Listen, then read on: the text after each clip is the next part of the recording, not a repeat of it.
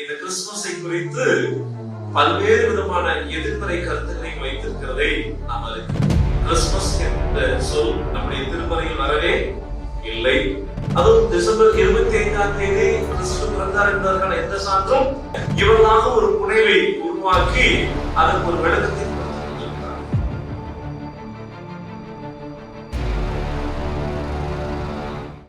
கிறிஸ்தவத்தில் பல்வேறு திருவிழாக்களை நாம் கொண்டாடுகின்றோம். திருமறை காட்டியிருக்கிற திருவிழாக்கள் ஒருபுறம் மிக ஆழ்ந்த பொருளோடு நாம் கொண்டாடுகிறோம். இன்னொரு புறம் திருச்சபை சார்ந்து மரபு ரீதியாக கொண்டாடுகிற வழக்கத்தையும் நாம் பெற்றிருக்கிறோம். கிறிஸ்துமஸை பொறுத்தவரையிலும் உலகம் முழுவதும் ஒரு பெரும் கூட்டம் கிறிஸ்துவின் பிறப்பை அகமகிழ்ந்து கொண்டாடி கொண்டிருக்கிறது. ஆனால் எண்ணிக்கையில் சொற்பமான ஒரு கொஞ்சம் பேர் இந்த கிறிஸ்துமஸை குறித்து பல்வேறு விதமான எதிர்மறை கருத்துக்களையும் வைத்திருக்கிறதை நாம் அறிந்திருக்கிறோம். கிறிஸ்துமஸ் என்கின்ற சொல் நம்முடைய திருமறையில் வரவே இல்லை. அதுவும் டிசம்பர் 25ஆம் தேதி கிறிஸ்து பிறந்தார் என்பதற்கான எந்த சான்றும் இல்லை. ஆனால் வரலாற்றில் கான்ஸ்டான்டின் நோபில் என்று சொல்லுகிற அந்த அரசன் காலத்தில் தான் இந்த கிறிஸ்துமஸ் என்பது உருவாக்கப்பட்டதாக இவர்களாக ஒரு புனைவை உருவாக்கி அதற்கு ஒரு விளக்கத்தை கொடுத்துக் கொண்டிருக்கிறார். ஆனால் உண்மையில் நமக்கு ஏன் இந்த 25ஆம் தேதியை கொண்டாடுகிறோம் என்பதற்கும் ஆழ்ந்த பொருளை வரலாற்று ரீதியாகவே நாம் பெற்றிருக்கிறோம். ஏனெனில் இந்த உலகத்தில் இயேசு பிறக்க போகிறார் என்பதை பல்வேறு தீர்க்கதரிசிகள் பல்வேறு இறைவாக்குகள் முன்பே அவர்கள் அறிவித்திருந்த போதிலும் அது ஏன் அவர் பிறக்க போகிறார் என்கின்ற கருத்தை ஏசாயா இறைவாக்கு அழகாக சொல்லுகிறதை இன்று நாம் வாசிக்க கேட்ட பகுதியில் ஆழமாக அறிந்திருக்கிறோம். வாசிப்போம். 9வது அதிகாரம் 2ஆம் திருவசனம். ஏசாயா இறைவாக்கினர் புத்தகம் 9வது அதிகாரம் 2ஆம் திருவசனம். இருளில் நடக்கின்ற மக்கள் பெரிய வெளிச்சத்தை கண்டார்கள். மரண இருளின் நாட்டிலே குடியிருக்கிறவர்கள் மேல் வெளிச்சம் பிரகாசித்தது. இருளில் இருக்கிற மக்களுக்கு என்ன கிடைத்தது? என்ன கிடைத்தது? இருளில் இருந்த மக்களுக்கு அந்த கடைசி வசனம் என்ன வாசிக்கிற கடைசி வார்த்தை என்னது? வெளிச்சம். என்ன கிடைத்தது என்றால் வெளிச்சம் கிடைக்கவில்லை, பிரகாசம் கிடைத்தது. சுடர் அவர்களுக்கு கிடைத்தது. இது சுடர் எப்படி கிடைத்தது என்பதை குறித்துதான் யூத பாரம்பரியம் அழகாக நமக்கு கற்றுத் தருகின்றது.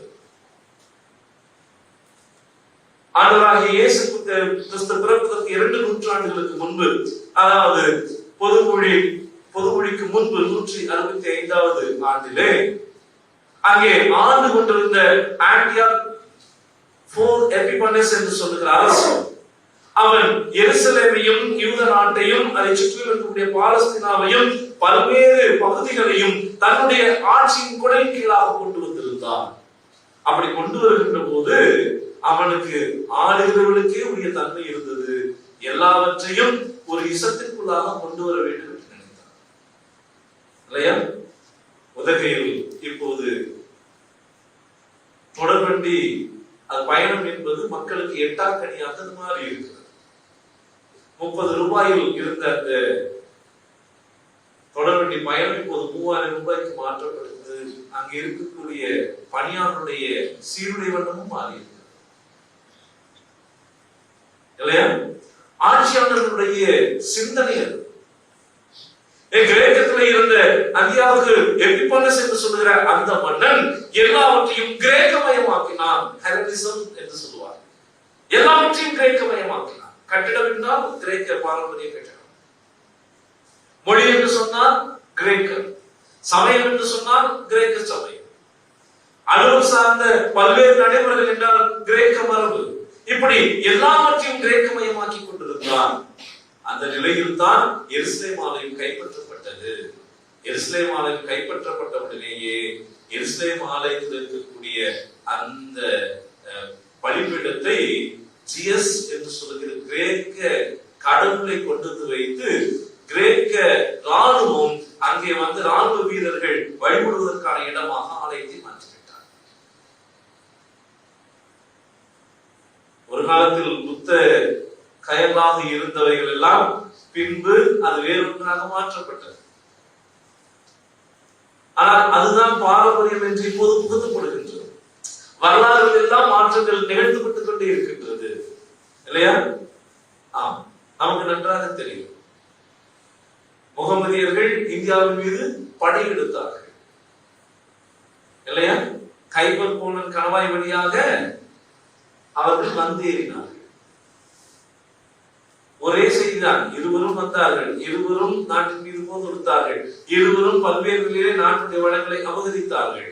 ஆனால் இரண்டு வேறு நிலையான கற்பித்தலுக்குள்ளாக நாம் இப்போது இருந்து கொண்டிருக்கின்றோம். கிரேக்க மன்னன் அந்தியாவது எப்பிப்பான சொல் அப்படித்தான் ஒரு சூழலிலே இருந்து முழுக்க முழுக்க இந்த யூத மக்கள் யாவே என்கின்ற சமயத்தை சார்ந்துள்ளாக யெகோவா என்கின்ற கடவுளை இவர்கள் வணங்கி கொண்டிருந்தார்கள். அந்த வணங்கின அந்த ஆலயத்தை இவன் கைப்பற்றினவன் முழுக்க அது கிரேக்கமயமாக்கினார். கிரேக்கமயமாக்கி அங்கிருந்த மக்கள் எல்லாம் ஆசாரியர்கள் எல்லாம் ஒவ்வொருவராய் அழைத்து அவர்கள் முன்பாக ஆயுதங்களை வைத்துக் கொண்டு நீ ஜிஎஸ் என்று சொல்லுகிற இந்த கிரேக்க கடவுளை நீ வணங்க வேண்டும், ஏற்றுக்கொள்ள வேண்டும், ஏற்றுக்கொள்ளாவிட்டால் மரண தண்டனை கொடுப்போம் என்று சொல்லி நெருக்கினார்கள். பல ஆசாரியர்கள் கொல்லப்பட்டார்கள். அதிலே ஒரு ஆசாரியன் மக்கபேயு என்று சொல்லுகிற ஆசாரியன், மக்கபேஸ் என்று சொல்லுவார். ஆனா மக்கபேயு ஆசாரியன் அவன் சொல்லுகிறான், நான் யாவே என்கின்ற கடவுளை தவிர வேற யாரையும் வணங்க மாட்டேன். ஒரே குழப்பம். இந்த சமயத்துல எதுக்கு வரலாறு? கிறிஸ்துமஸ்ல கண்டிப்பாக நமக்கு தெரியும். நான் ஏன் கிறிஸ்துவின் பிறப்பை கொண்டாடுகிறேன் என்பதற்கு, நான் ஏன் கிறிஸ்துவின் பிறப்பை இந்த டிசம்பர் மாதம் 25ஆம் நாள் கொண்டாடுகிறேன் என்பதற்கு வரலாற்று ரீதியாக நாம் அறிந்திருப்பதற்கு அழைக்கப்பட்டிருக்கிறோம். அது நமக்கு மிக அடிப்படையான ஒன்று. இந்த மக்கபேயு மிக உறுதியாக சொல்லுகிறான், யாவையை தவிர வேற யாரையும் நான் என்ன செய்ய மாட்டேன், வணங்க மாட்டேன். அவர் மிக கொடூரமாக மிகவும் பிரசித்தி பெற்றவர், மக்களுடைய செல்வாக்கு பெற்றவர். அதனால் அவர் என்ன பண்ண முடியல, உடனடியாக அரசு அவர் மீது நடவடிக்கை எடுக்க முடியவில்லை. ஆனால் அவரை கைது செய்து ஏதாவது துன்புறுத்த வேண்டும் என்று நினைத்த போது மக்கள் அவரோடு நிறைய சேர ஆரம்பித்தார். இந்த மக்கள் மலைக்கு ஓடிவிட்டார் பாதுகாப்புக்காக. ஓடி போய் அங்கே மக்களை திரட்டி மீண்டும் வந்து இந்த கிரேக்கர்களை துரத்தி விட்டு ஆலயத்தை புதுப்பித்தார். ஆலயத்தை புதுப்பிக்கிற போதுதான் ஹனுக்கா என்கின்ற பண்டிகை கொண்டாடினார். என்ன பேரு? பிள்ளைகளுக்கு யாருக்காவது பேர் வைக்கிற அழகான பேர் ஹனுக்கா அப்படின்னு. ஹனுக்கா அப்படின்னு என்ன தெரியுமா? ஃபெஸ்டிவல் ஆஃப் லைட்ஸ் என்று. அவர்கள் ஆலயத்தை புதுப்பித்த போது முழுவதும் நகர் முழுக்க ஆலயம் முழுக்க விளக்குகளால் அவர்கள் அலங்கரித்திருந்தார். நாம் சற்றும் எதிர்பாராத வேளையில் இந்த ஆண்டு முழுவதும் விளக்குகளால் மாத்திரம் ஆலயத்தை அலங்கரித்திருக்கிறோம். கிறிஸ்துவின் பிறப்பை ஹனுக்கா என்பது முன்னறிவித்தது. இருளில் இருக்கக்கூடிய மக்கள், சுற்றிலும் அரசு சார்ந்த பல்வேறு விதமான உரிமைகள் மறுக்கப்பட்டு பல்வேறு விதங்களிலே அவருடைய உயிருக்கு அச்சுறுத்தல் ஏற்பட்டுக் கொண்டிருந்த சூழ்நிலையில் தான் அவர்கள் ஆண்டவருக்கென்று நின்றார்கள். இருளில் இருந்த சூழ்நிலையில் அவர்கள் வெளிச்சத்தை கண்டார்கள். ஆகவே அவர்கள் ஹனுக்காவை கொண்டாடினார்கள். எதை கொண்டாடினார்கள்? அதை கொண்டாடின மாதம் கிறிஸ்லவ் என்று சொல்லுகிற எபிரேய மாதத்தில் 25ஆம் நாள். அது நவம்பர் 30 டிசம்பர் 31க்குள்ளாக அது மாறி மாறி வரும். ஏனெனில் அவர்கள் எபிரேய நாட்காட்டியை பொறுத்தவரை அது சந்திரனை மையமாக வைத்து நகர்கிற நாட்கள். அது எப்போது வேண்டுமானாலும் வரும் இல்லையா? நம்ம பல சமயங்கள்ல குட் ஃப்ரைடே ஈஸ்டரும் நமக்கு ஒரே நாள் வரவே வராது. ஒவ்வொரு முறையாக நகர்ந்து கொண்டே இருக்கு.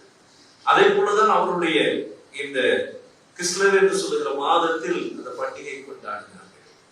அந்த பாரம்பரியத்தில் தான் அவர்கள் அதை பின்பற்றி வந்த போதுதான் தொடக்க கால திருச்சபையில் இதை எடுத்தார்கள். ஆலயத்தை மறு அர்ப்பணம் செய்வது. கிறிஸ்துமஸ் அப்படிங்கிற அந்த நாளை ஆலயத்தின் மறு அர்ப்பணமாக புரிந்து கொண்டார்கள். ஏனெனில் நாம் நன்றாக அறிந்திருக்கிறோம், திருச்சபை என்பது கிறிஸ்துவின் சரீரம். கிறிஸ்து உடலாக இந்த பூமியில கொடுக்கப்பட்ட நாளை மறு அர்ப்பணத்தின் நாளாக கிறிஸ்து இந்த உலகத்தில் பிறந்தார் என்பது திருச்சபை கொடுக்கப்பட்ட நாளாக உணர்ந்து கொண்ட திருச்சபையின் பெரியவர்கள் டிசம்பர் 25 கொண்டாடினார். இதுக்கு வேறு விளக்கங்களை சொல்லிக் கொண்டிருக்கிறார்கள் இல்லையா? ஆனால் மிக நுட்பமான ஒன்று, ஆண்டவராகிய இயேசு கிறிஸ்து உடலோடு இந்த பூமியிலே கொடுக்கப்பட்ட நாள் டிசம்பர் 25. அது இருளில் இருக்கிற மக்களுக்கு பெரிய வெளிச்சத்தை தந்த நாள். ஆகவே கிறிஸ்துமஸ் என்பது ஃபெஸ்டிவல் ஆஃப் கிரைஸ்ட். அதனால்தான் இந்த தென்னிந்திய திருச்சபை இன்று ஒரு அழகான தலைப்பை கொடுத்து அந்த தலைப்பின் கீழாக இருந்து சிந்திப்பதற்கு நம்மை வழிநடத்தியிருக்கிறது. Christmas finding space for the prince of peace. இந்த உலகில் இடம் இல்லாமல் தேடின அமைதியின் அரசரை குறித்து சிந்திப்பதற்கு அழைக்கப்பட்டிருக்கிறோம். எங்கே இடம் இருக்கிறது? மார்ச் மாதத்திலே 2020ஆம் ஆண்டின் மார்ச் மாதத்திலே உலகம் முழுவதும் ஒரு பெரிய தேடுறது. எங்கே போனால் நாங்கள் பாதுகாக்கப்படும். ஒரு காலத்தில் இந்தியாவிலே அல்லது 2ஆம் உலக நாடுகளிலே யாருக்காவது உடல்நிலை குண்டி போயிருந்தால் உடனே அவர் சொல்வார்கள், இவருக்கு எங்க மருத்துவம் பார்க்க போயிருக்காங்க? அமெரிக்காவில் இல்லையா? நம்முடைய பல தலைவர்கள் உடல்நலம் குண்டி போகும் போதெல்லாம் அவர்கள் பயணப்பட்டது அமெரிக்கா. எங்கேயாவது போனால் வாழ்வு கிடைக்குமா, எங்கேயாவது போனால் இந்த உயிர் பிழைக்குமா என்று தேடுகிற ஒன்றை கடந்த 8-9 மாதங்கள் நாம் அழைத்து தெரிந்திருக்கிறோம். கிறிஸ்து இந்த உலகத்தில் பிறக்கின்ற போதும் கூட இந்த அலைந்தத்தில் எங்கே போய் என்னுடைய மகனை பெற்றெடுக்க போகிறேன்? யாருக்கு பெரிய குழப்பம்?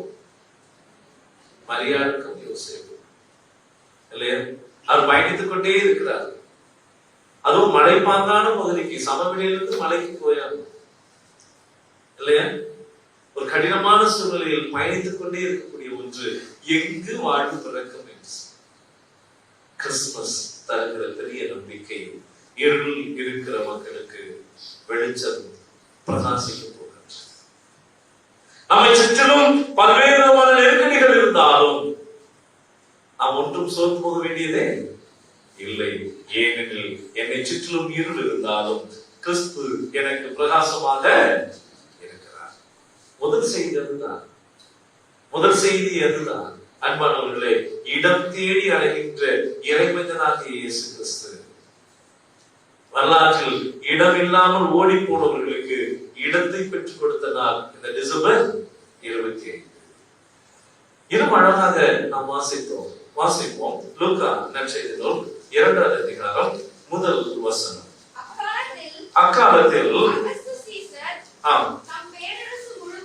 அக்காலத்தில் அகஸ்திராயர் தம் பேரரசு முழுவதும் மக்கள் தொகையை கணக்கிடுமாறு அவர் கட்டளையிட்டார். 3ஆவது வசனம் வாசிக்கிறோம். ஒவ்வொருவரும் தம் பெயரை பதிவு செய்வதற்கு அனைவரும் அவர்தம் ஊர்களுக்கு செல்ல வேண்டும். அகஸ்திராயர் என்று சொல்கிற அரசன் ஒரு கட்டளை எழுதுகிறான்.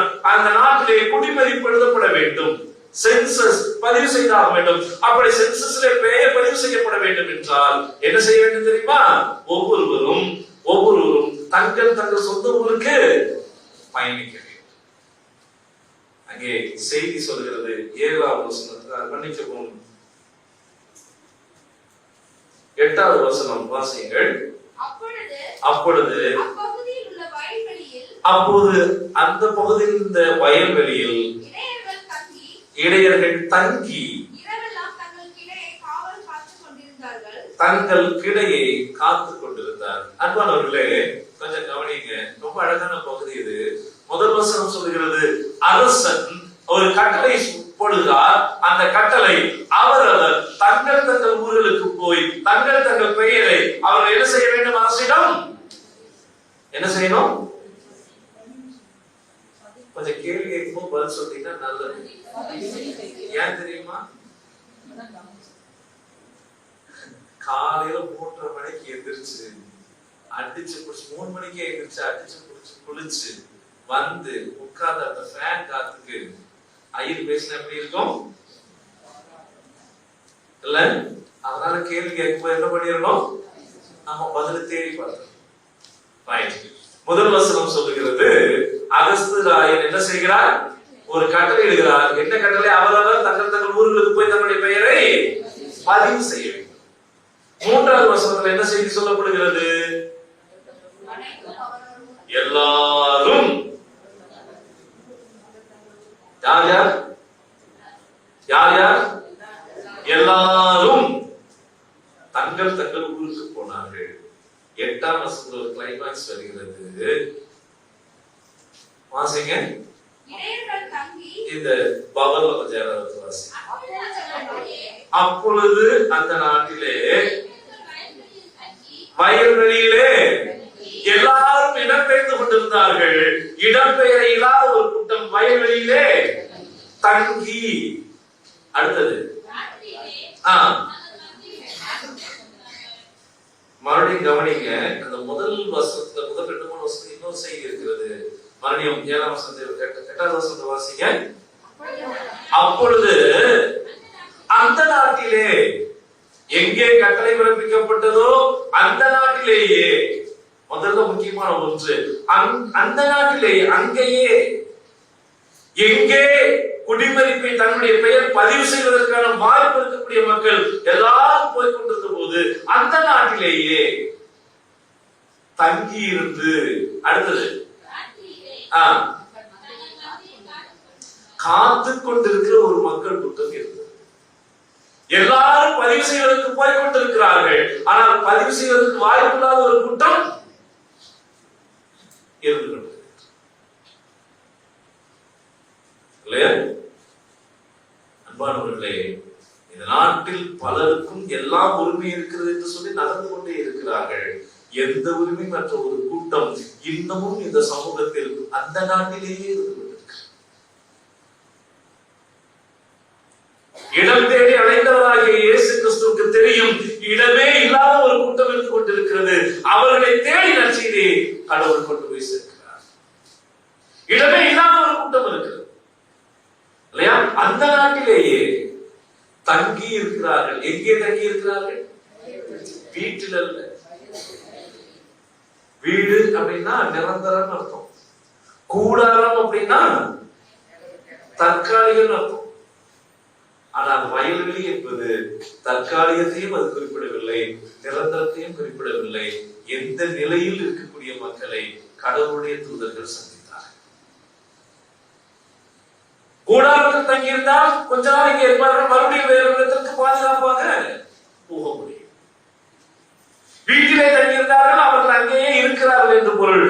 அல்லது பதிவு செய்வதற்கு இனிமேல் என்ன செய்ய வேண்டும்? இடம் விட்டு இடம் போக வேண்டும் என்று பொருள். ஆனால் தற்காலிகமாகவும் அவர்களுக்கு இடமில்லை, நிரந்தரமாகவும் அவர்களுக்கு குடியிருக்க இடமில்லை. வயல்வெளியிலே தங்கியிருந்த ஒரு கூட்டம் இருந்தது. இடமில்லாதவர்களுக்கு இடம் தேடி அலைந்த கடவுள் அவருக்கு தெரியும் அவர்களின் பாடு. ஒருவேளை தற்காலிகமாகவும் இல்லை, நிரந்தரமாகவும் எனக்கு வாய்ப்பில்லையே என்று வருந்திக் கொண்டிருக்கிறீர்களோ, கிறிஸ்துவின் பிறப்பு சொல்லுகிற செய்தி தேவதூதர்கள் உங்களை நோக்கி வர இருக்கிறார்கள். கொஞ்சம் அலையிலேயே சொல்லுங்க. உண்மையிலுமே பெரிய செய்தி, உண்மையிலுமே பெரிய செய்தி. கடவுள் நமக்கு தந்திருக்கிற செய்தி. எனக்கு இடமில்லை என்று யோசித்துக் கொண்டிருப்போம் என்றால் கடவுள் நற்செய்தி நமக்கு தருகிறார். கடவுள் நற்செய்தியை நமக்கு தருகிறார். அந்த நாட்டிலே தங்கி காத்துக் கொண்டிருந்த மக்கள் கூட்டத்திற்கு நற்செய்தி கொடுக்கப்படுகிறது. ஒருவேளை அந்தியாவது எபிபனஸ் காலத்திலே, மக்கபேயுடைய காலத்திலே இருளாக தோன்றி இருந்த போது வெளிச்சத்தை பிரகாசத்தை கொண்டாடின மக்கள் கிறிஸ்துவின் பிறப்புக்கு முன்பாக அவர்கள் வழியை ஆயத்தப்படுத்தி இருந்தார்கள். கிறிஸ்து பிறந்த பிறகும் கூட ஒரு கூட்டம் இன்னமும் தற்காலிகமாகவும் இல்லாமல் நிரந்தரமாகவும் இல்லாமல் முகவரியற்றவர்களாக இடம் தேடி அலைகிற மக்களை நோக்கி கடவுளின் வாழ்த்து செய்தி வருகிறது. அந்த வாழ்த்து செய்தி எப்படி இருந்தது? மீண்டும் ஏசாயாவில் தான் நாம் புரிந்து கொள்ள போகிறோம். அடுத்த வசனத்தை வாசிப்போம். ஏசாயா 9:3. இவர்களுக்கு கிறிஸ்துவின் பிறப்பு எப்படிப்பட்ட செய்தியை தரப்போகிறது என்பதை குறித்து அழகாக அவர்கள் சொல்லுகிறார்கள். வாசியுங்கள். அந்த மக்களை பெருக செய்து அந்த மக்களுடைய மகிழ்ச்சியும் மக்களையும் பெருக பண்ணுகிறேன், அவர்கள் அறுப்பில் மகிழ்கிறது போல. அடுத்தது கொள்ளையை பங்கிட்டுக் கொள்வது போல. கிறிஸ்து என்கின்ற இந்த உலகத்தில், கிறிஸ்து என்று சொல்லுகிற அரசர் மேசியா அந்த உலகத்தில் வருகிறார். அவர் வருகிற போது 2 விதமான நிகழ்ச்சிகள் நடக்க இருக்கிறது. இடமே இல்லாமல் இருக்கிறவர்களை குறித்து சொல்லப்படுகிறது. முதலில் அறுப்பில் மகிழ்கிறது போல. அறுப்பில் மகிழ்கிறது என்ன அர்த்தம்? ஹார்வெஸ்ட் பண்றது இல்லையா? அறுப்பில் மகிழ்கிறது. அறுப்பில் மகிழ்கிறது என்றால் இவர்கள் உழைத்து இவர்கள் அதை கொண்டார்கள். அடுத்தது கொள்ளையை பங்கிடுவது போல. கொள்ளைனா யாரோ உழைத்து வைத்திருப்பார்கள், அதை போய் என்ன செய்து கொள்வது? தங்களுக்கு என்று எடுத்து. கிறிஸ்துவின் பிறப்பு சொல்கிற 2வது பெரிய மகிழ்ச்சி இருக்கிறது. அந்த மகிழ்ச்சி அன்பானவர்களே, நீங்கள் உழைத்ததை, அந்த உழைப்புக்கு ஏற்றதை நீங்கள் பெற்றுக்கொள்ள போகிறீர்கள். கடந்த 9 ஆண்டுகளாக ஒரு பெரிய போராட்டம். இதுவரை கொடுத்துக் கொண்டிருந்த ஊதியம் அப்படியே பாதியாக பலருக்கு குறைந்துவிட்டது. சிலருக்கு 40%, சிலருக்கு 50%, சிலருக்கு 60, 70, 80, ஒருவேளை ஒரு சிலர் 100%. அரசு பணியாளர்கள் ஒருவேளை பெற்றுக் கொள்ள முடியும். அரசு பணியாளர்களுக்கு கூட அந்த ஊதிய உயர்வை அரசாங்கம் கொஞ்சம் நிறுத்தி வைத்தது இல்லையா? அன்பானவர்களே, இங்கே சொல்லப்படுகிறது கிறிஸ்துவின் பிறப்பு அறுப்பிலே மகிழ்கிறது போல. அடுத்தது நீங்கள் உழைக்காததையும் பெற்றுக் கொள்கிறதை போலவும் நீங்கள் இனிமேல் எப்படி இருக்க போகிறீர்கள்? கொள்ளையை பங்கிட்டுக் கொள்கையும் கழிவுறுவதை போல நீங்கள் என்ன செய்ய போகிறீர்கள்? கழிவுறு இருக்க போகிறீர்கள் இல்ல? அன்பானவர்களே, இந்த செய்தி அப்படியே மேய்ப்பர்களுக்கு பொருந்துகிறது. 15ஆம் வசனம் வாசிப்போம். லூக்கா 2:15. 2ஐயும் பேரலாவே நாம் பிரித்துக்கொள்ள போகிறோம், இணைத்து நாம் பிரித்துக்கொள்ள போகிறோம். வாசிங்க. தேவதூதர்கள் மேய்ப்பர்களை விட்டு அவர்கள் விண்ணகத்துக்கு எடுத்துக் கொள்ளப்பட்ட பின்பு மேய்ப்பர்கள் ஒருவரை ஒருவர் பார்த்து, இனிதான் கவனமா வாசிக்கணும். நாம் பெத்லகேம் ஊருக்கு போய் நடந்ததாக கர்த்தரால் நமக்கு அறிவிக்கப்பட்ட ரைட். நம்ம பிள்ளைகளுடைய கலைநிகழ்ச்சி நாளுக்கு இந்த தலைப்பை நாம் சிந்தித்தோம். நான் மீண்டும் கூட நாம் நினைவுபடுத்த நான் விரும்புகிறேன். மேய்ப்பர்களுக்கு நற்செய்தியை கொடுத்தது யார்? யாரு? மேய்ப்பர்களுக்கு நற்செய்தி கொடுத்தது யார்? உங்கள் அனைவருக்கும் ஜனாதிபதி ஒரு வாழ்த்து செய்தியை அனுப்புகிறார். சரிங்களா? அந்த வாழ்த்து செய்தியை கொண்டு வந்து போஸ்ட்மேன் உங்களுக்கு கொடுப்பார். அந்த வாழ்த்து செய்தியை வாங்கி படிச்சுட்டு, சரியா, அடுத்தக்குள்ள கேட்கிற கேள்வி, இந்த வாழ்த்து செய்தி உங்களுக்கு அனுப்பியது யார்? வாழ்த்து செய்தி அனுப்பிச்சது யாரு? போஸ்ட்மேனா ஜனாதிபதி?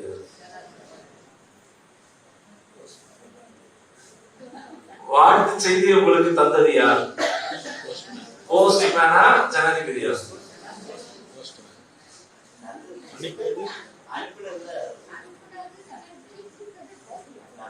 மேய்ப்பர்களுக்கு நற்செய்தி கொடுத்தது யார்?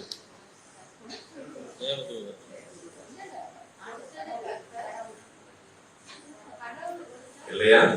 அன்பானவர்களே, இத்தனை ஆண்டுகளும் திருமறை வாசித்த போது மேய்ப்பர்களுக்கு தேவதூதர்கள் தான் நற்செய்தியை கொடுத்தோம் என்று நாம் நினைத்து விட்டோம்.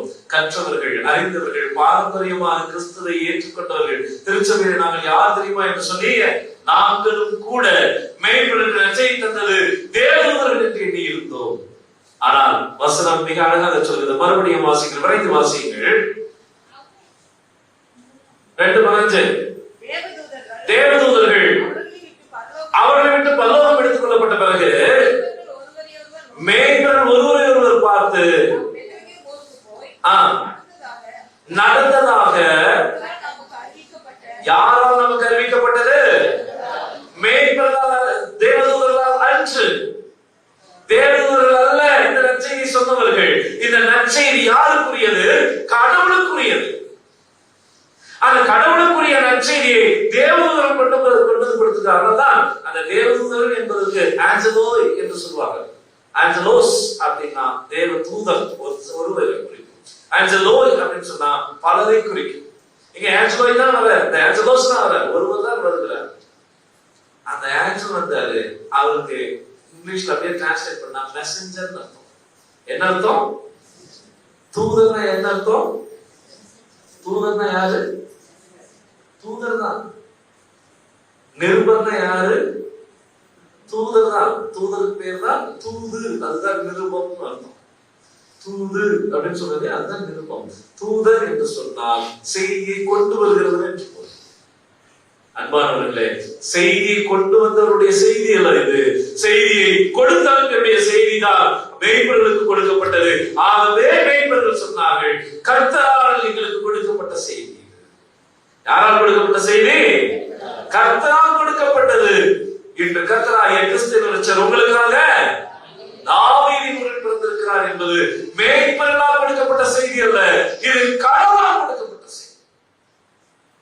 இல்லையா? இப்ப கூட சொல்லலாம், என்ன சொல்லலாம்? இப்ப கூட சொல்லலாம், என்ன சொல்லலாம்? அல்லேலூயா சொல்லலாம். அல்லேலூயா என்று சொல்வதற்கான பொருளை நம்ம அறிந்திருக்கிறோம். ஏன் தெரியுமா? இது இதுவரை நாம் புரிந்து கொள்ளாமல் திருமறை முன்பே சொன்னதை இப்போது புரிந்திருக்கிறோம்.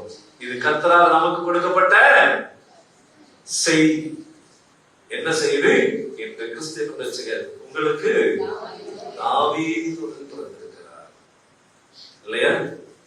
அன்பானவர்களே, மிக மிக அழகாக கொடுக்கப்படுகிற செய்தி, இடம் தேடி அழைத்த இறைமகன் இடமில்லாதவர்களை தேடி வந்து அவருடைய பிறப்பை நற்செய்தியை அறிவிக்கின்றார்.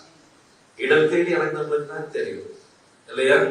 ஆமா, இடம் தேடி அழைத்தவர்களுக்கு தான் இடமில்லாத ஒரு கூட்டம் அவருக்கு தென்பட்டது. அதனால நம்ம நற்செய்தி கொடுக்கப்பட்டது. அது எப்பேற்பட்ட நற்செய்தி? அறுப்பில் பகிர்கிறது போல, கொள்ளையை பங்கிடுகிறது போல கர்த்தரால் கொடுக்கப்பட்டிருக்கிறது என்பது எவ்வளவு பெரிய மகிழ்ச்சி. நமக்கு கடவுளால் இந்த செய்தி கொடுக்கப்பட்டிருக்கிறது. என்ன செய்தி தெரியுமா? என்ன செய்தி? இன்று கர்த்தராகிய கிறிஸ்து என்னும் ரட்சகர் நமக்காக தாவீதின் ஊரில் பிறந்திருக்கிறார். இல்லையா? இது அறுப்பில் மகிழ்கிறது போல, கொள்ளையை பங்கிட்டுக் கொள்கிறது போல மகிழ்ந்து திளைக்க வேண்டிய ஒன்று. ஆனா கொஞ்சம் சோகமா உட்கார்ந்து இருக்கிற மாதிரியே தெரியல போல பார்க்க. இல்ல, கொஞ்சம் நிமிர்ந்து உட்கார்ந்து நான் அறுப்பில் மகிழ்ந்திருக்கிறது போல, கொள்ளையை பங்கிடுகிறது போல என் மீட்பின் பிறப்பை நான் கொண்டாட போகிறேன். கொஞ்சம் நிமிர்ந்து உட்கார்ந்து சொல்லி பார்ப்போம். உங்களுக்குள்ளே சொல்ல, கொஞ்சம் வாய் திறந்தே சொல்லுங்க, கேட்கிறேன். அறுப்பில் மகிழ்ந்திருக்கிறது போல, கொள்ளையை பங்கிடுகிறது போல என் மீட்பின் பிறப்பை நான் மகிழ்ச்சியோடு அகமகிழ்ந்து கொண்டாட போகிறேன். அகமகிழ்ந்து கொண்டாடுறது தெரியுமா? அகமகிழ்ந்து கொண்டாடுறது தெரியுமா? பக்கத்துல போய் ஏசாமி பிறந்திருக்கிறாரு அப்படின்னு சொல்றது இல்லை. அகமகிழ்ந்து கொண்டாடுறது என்ன தெரியுமா? எப்படி சொல்லணும்? எப்படி சொல்லணும்? மேய்ப்பர்கள் தான் நமக்கு எடுத்துக்காட்டு. 2வது அதிகாரம், லூக்கா 2வது அதிகாரத்துல அழகாக அந்த மேய்ப்பர்களை பற்றி சொல்லப்படுகிறது. வாசியுங்கள் 17வது வசனம். வேகமா வேகமா.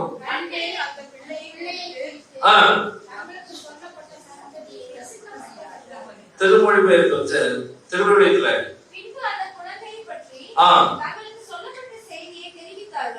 தெரிவித்தார்கள் தான். ஆனா இங்க இந்த பிரசித்தம் பண்ணினார்கள், தெரிவித்தார்கள். கிரேக்கத்தில் அழகான ஒரு சொல் இருக்குது, கரிக்மா. என்ன சொல்? கரிக்மா அப்படின்னா ப்ரொக்ளமேஷன் அர்த்தம். கரிக்மா என்ன அர்த்தம்? இங்கிலீஷ்ல ப்ரொக்ளமேஷன் டிரான்ஸ்லேட் பண்ணலாம். ப்ரொக்ளமேஷன் என்ன அர்த்தம் தெரியுங்களா? தமிழ்ல கூவி அறிவித்தல். எப்படி அறிவித்தல்? தெரிவிப்பதன்று. இந்த மகிழ்ச்சியை இங்கே பெற்றுக்கொண்ட இந்த மேய்ப்பர்கள் எல்லாருக்கும் என்ன செய்தார்களா? கரிக்மா செய்தார்கள். என்ன செய்தார்கள்? கூவி அறிவித்தார்கள். கூவி அறிவிக்கிறது தெரியுமா? கூவி அறிவிக்கிறது தெரியுமா? அந்த கடைசியில் இருக்காங்க பாருங்க, அவங்க கூப்பிட்டு, அங்கே இருக்கிறவங்க கூப்பிட்டு, தம்பி ஏசாமி பிறந்திருக்கிறார் அப்படின்னு சொல்லுது. மகளே ஏசாமி பிறந்திருக்கிறார் சொல்லுவது. அத பக்கத்துல அமைதியா சொல்லவே கூவி அறிவித்ததை தெரிவிப்பதன்று மாறாக கூவி அறிவிப்பது. கூவி அறிவிக்கிறது அவ்வளவு ஜாய் அதுக்குள்ள இருக்கு, மகிழ்ச்சி அதுக்குள்ள இருக்க வேண்டும். அப்போதுதான் கூவி அறிவிக்க முடியும். நம்முடைய பிள்ளைகள் நம்முடைய திருமணம் நடைபெறுகிற போட்டிகளை போய் அவங்களுடைய பங்களிப்பு செலுத்தும் போது, அவங்களுடைய திறமைகளை வெளிப்படுத்தும் போது அந்த ஹால் எப்படி தெரியுமா இருக்கும்? சும்மா தூள் பறக்கும் பாருங்க. பார்த்திருக்கீங்களா? கடந்த மாசம் நான் அதை கடந்த ஆண்டு கிறிஸ்துமஸ் அப்படியே நான் பார்த்தேன். இவங்க பாட பாட அரங்கம் அதிர்ந்து ஒன்றாக. அதுதான் கூவி கொண்டாடுகிற ஒன்று. கிறிஸ்து பிறந்திருக்கிறார் என்றால் கூவி அறிவித்தார். அதுதான் இருளில் இருக்கிற மக்கள் பெரிய வெளிச்சத்தை காண்பதற்கான அழகு. நாம் கூவி அறிவிக்கின்றோமா? கிறிஸ்துவின் பிறப்பை இந்த உலகத்திற்கு முதலில் அறிவித்தவர்கள் இடமில்லாதவர்கள் முதல் சான்றாக அவர்கள் உலகத்திற்குள் அறிவித்தார். நாம் என்ன செய்து கொண்டிருக்கிறோம்? நான் கூவி அறிவிக்கணும்னா அதுக்கு முன்னாடி சில காரியங்களை நான் செய்திருக்க வேண்டும். 16ஆம் வசனம் அப்படி சொல்லுகிறது. என்னென்ன காரியங்கள் அவர்கள் செய்தார்கள் என்பதை பற்றி சொல்லுகிறது. வாசியுங்கள். தீவிரமாய் வழக்கு போல 9 மணி ஆராதனைக்கு 9:45 வந்துவிடுவது போன்ற அன்று, உங்களை போல 4:30 மணி ஆராதனைக்கு 4 மணிக்கே வந்து தீவிரமாய் வருகிறது இல்ல? தீவிரமாய் வருவது. ரொம்ப அழகான அன்பை நாம் பெற்றிருக்கிறோம். இன்னைக்கு காலையில் முக்கியமான ஒரு காலையில போன் பண்ணிட்டு கூப்பிட்டு தோத்துறேன்னு அப்படின்னு சொன்ன நானும் தோத்துறேன். அதான் ஒண்ணும் இல்லை, வாங்க நாங்களாம் வந்துட்டோம் அப்படின்னு சொன்னாங்க. ஒருவேளை ஐயனும் தூங்கிட்டு இருந்துட போறாரு. ஏன்னா இதுக்கு முன்னாடி ஒரு அனுபவம் உண்டு எங்களுக்கு. ஒரு முறை ஒரு ஆலயத்துல இரவெல்லாம் ஆலயம் அழகாது. அந்த ஆலயத்துக்கு கொஞ்சம் காது கேட்காது. அவரு போய் நைட் எல்லாம் பசங்களோட உட்காந்து டெக்கரேஷன் எல்லாம் முடிச்சுட்டு சொல்லிட்டு போனாரு, நான் 10 நிமிஷம் படுத்துட்டு எந்திரிச்சிடறேன், நான் தூங்கிட்டா கதவு தட்டியிருந்தேன். தட்டி தட்டி தட்டி தட்டி காலையில 9:45 எந்திரிச்சிட்டேன். 5 மணிக்கு வெளிப்பாடு இல்ல.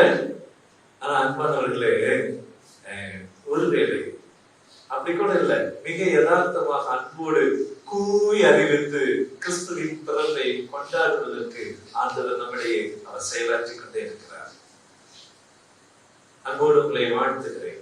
நாம் எல்லாரும் ஒன்றிணைந்து கடவுளுடைய பிறப்பை கொண்டாடுகிறோம். ஏன் தெரியுமா? ஒரு காலத்தில் இந்த சமூகத்தில் இடமற்றவர்களாக நாம் இருந்தோம்.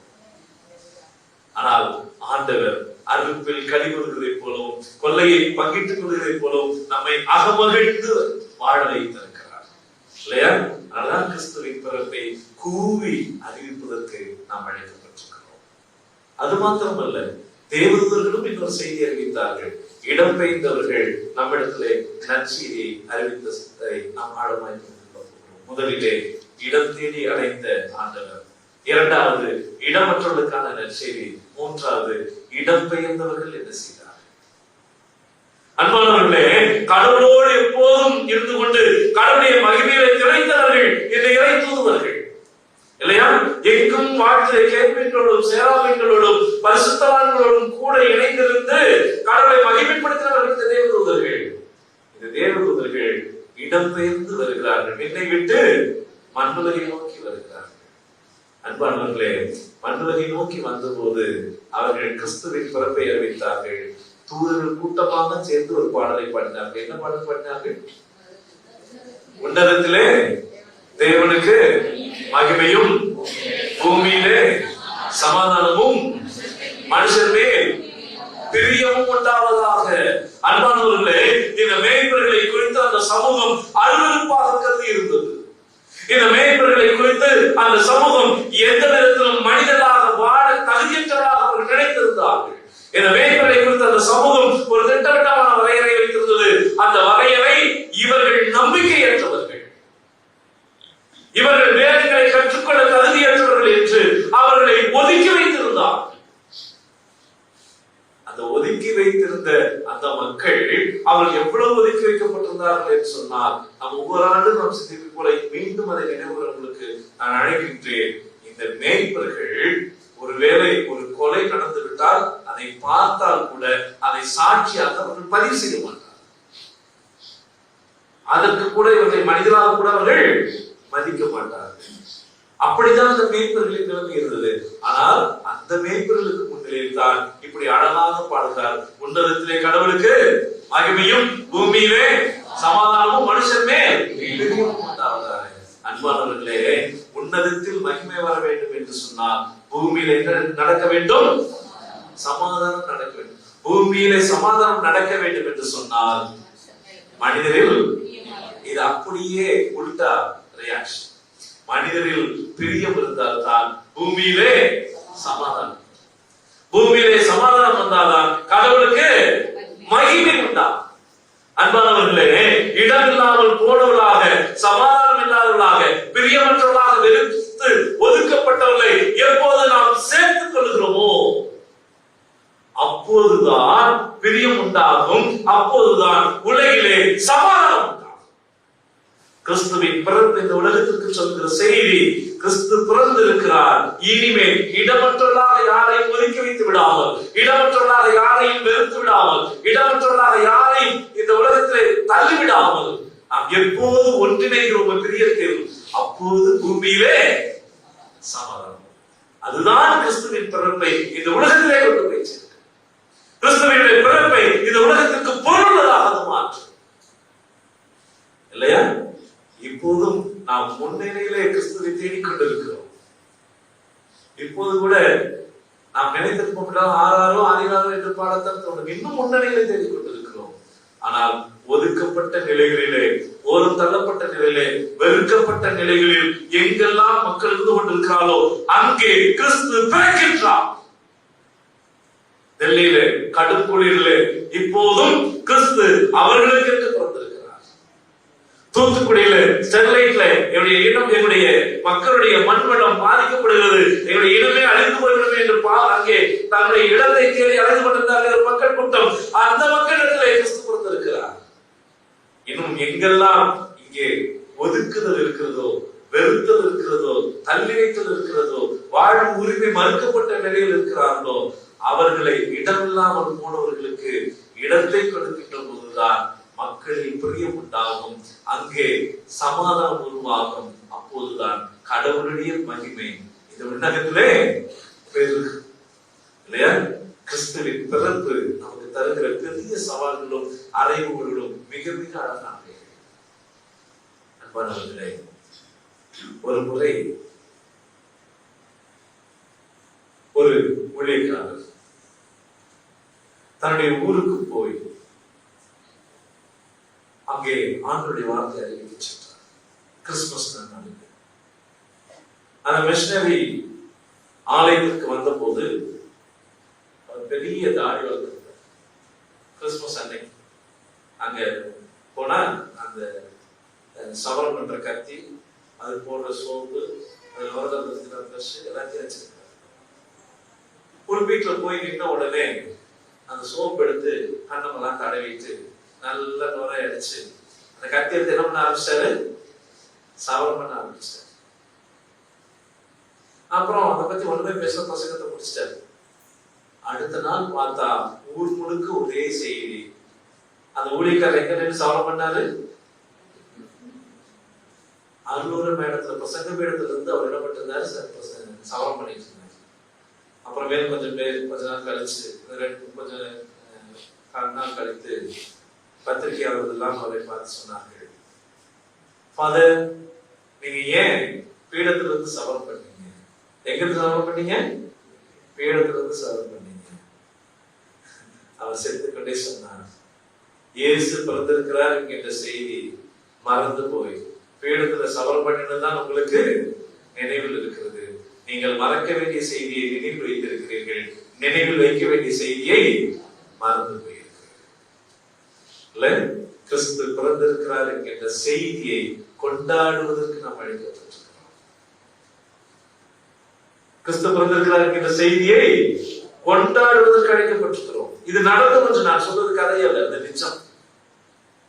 அமெரிக்க நாட்டிலே ஒரு பெரிய ஆலயத்தினுடைய ஆயர் அதை செய்தார். எல்லாவற்றிற்கும் அதை எழுதினார். எழுத வேண்டியது எது இருக்கிறது? கிறிஸ்துவின் பிறப்பை எழுதியிருக்க வேண்டும்.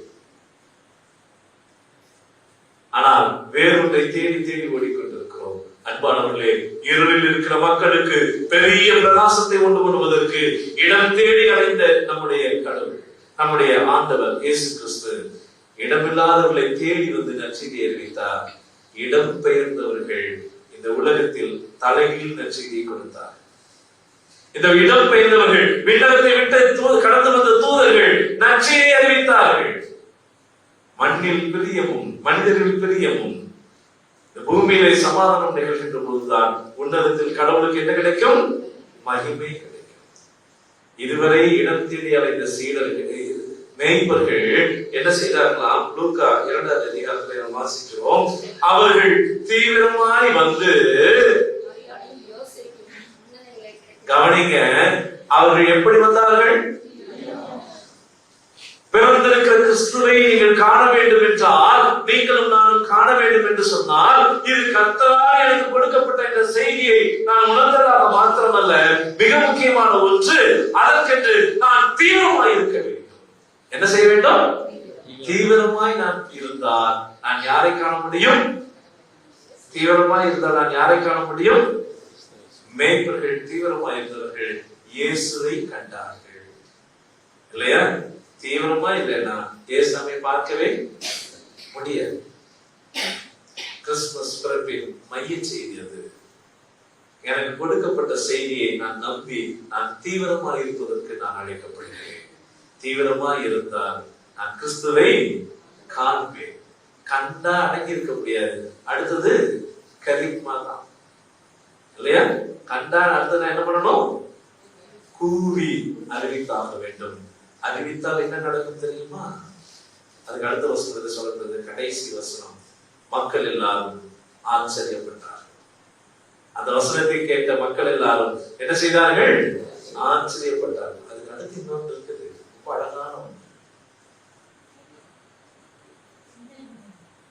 மரியாள் அவற்றை எல்லாம் தன் இருதயத்திலே வைத்து, மனசுலயே அதெல்லாம் என்ன பண்ணிருந்தாங்க? வைத்திருந்தார்கள்.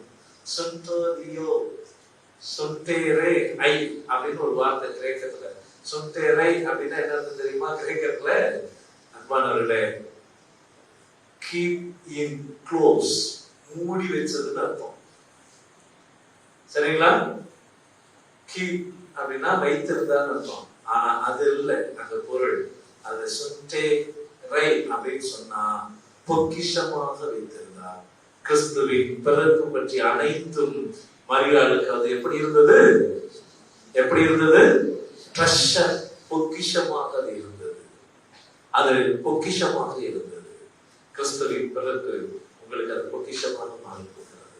ஏனெனில் அருப்பில் மகிழ்கிறது போலவும் கொள்ளையை பங்கெடுக்கிறது போலவும் நீங்கள் அகமகிழ்ந்து வாழப் போகிறீர்கள். இடமற்றவர்களாக நீங்கள் இருப்பீர்கள் என்றால் ஆண்டவர் உங்களை தேடி வரப் போகிறார். அது மாத்திரமல்ல, உங்களுக்கு என்று நற்செய்தி வரப்போகிறது. ஆண்டவருக்கு நாம் நன்றி செலுத்துவோம். ஆண்டவரே, எங்கே இதுவரை பலரை கூட இடமற்றதாக நாங்கள் ஒதுக்கி வைத்து விட்டோம், அவர்களையும் நாங்கள் சேர்த்துக் கொள்ள போகிறோம். நாங்கள் அறுப்பில் மகிழ்கிறது கூட, கொள்ளையை பங்கிட்டுக் கொள்வது கூட நாங்கள் இருக்க போகிறோம். ஏனெனில் இருளில் இருக்கிற மக்கள் நாங்கள் இப்போது எதை காண போகிறோம்? பெரிய வெளிச்சத்தை காண்போம், பிரகாசத்தை காண போகிறோம். கிறிஸ்துமஸ் ஃபெஸ்டிவல் ஆஃப் லைட்ஸ், எங்கள் வாழ்க்கையில் வெளிச்சத்தை தருகிற கிறிஸ்துவின் பிறப்பை எங்கும் நாம் கூவி அறிவிக்க